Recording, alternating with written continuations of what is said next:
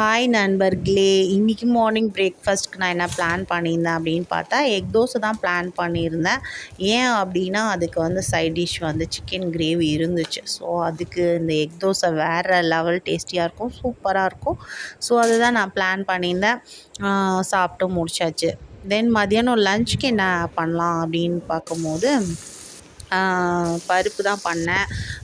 கடுகு உளுத்தம் பருப்பு போட்டு வெங்காயம் தக்காளி வதக்கிட்டு மிளகாத்தூள் போட்டு பருப்பை வேக வச்சு அதில் போட்டு கொதி வந்ததுக்கப்புறம் கொத்தமல்லிலாம் போட்டு இறக்கியாச்சு.